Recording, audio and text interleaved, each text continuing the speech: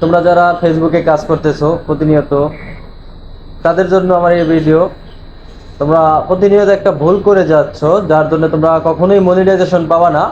ফেসবুকে কিছু কিছু সেটিংস আছে, ফেসবুকের কিছু কিছু গাইডলাইন আছে, কিছু কিছু গাইডলাইন লঙ্ঘন করলে তাহলে কখনোই কন্টেন্ট মনিটাইজেশন দিবে না। এটা কোম্পানির পলিসি ইস্যু ধরাই দেবে তোমাদের, ঠিক আছে? তা তোমরা এখন এই একটা সেটিংস অন করে নাও, আর এই সেটিংসটা যদি ঘোরানো থাকে তাহলে পরিবর্তন করে দাও। তোমরা খুব শীঘ্রই মনিটাইজেশন পাবে। আর এখন গণহারে মনিটাইজেশন দিতেছে।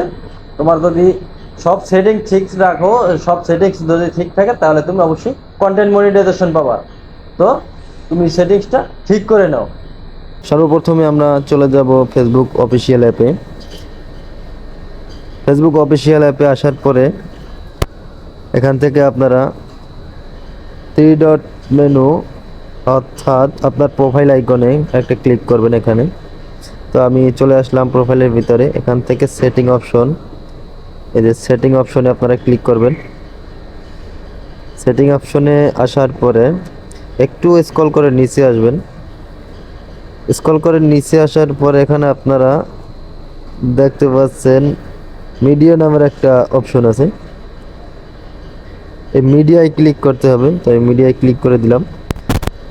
এইখানে দেখেন আপনার ডাটা সেভার নামে একটা অপশন আছে, আর উপরে অপটিমাইজ নামের একটা অপশন আছে। ডাটা সেভার অপশনে দিলে হয়তো আপনার এমবি একটু খরচ কম হবে, কিন্তু ভিডিওর কোয়ালিটি লো হবে, একবারে লো হবে, যেটা ফেসবুকের অ্যালগোরিদমে ধরতে পারে সমস্যা আছে। তার জন্য আপনি এটা অপটিমাইজ দিয়ে রাখবেন।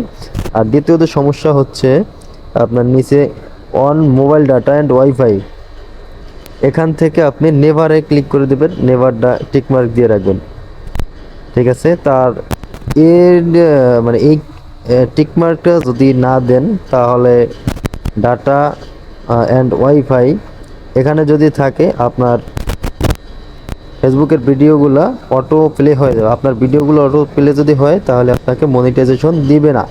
এটা ফেসবুকের অ্যালগোরিদমের নিষেধাজ্ঞা। তো আমরা এখান থেকে চলে যাব ব্যাগে।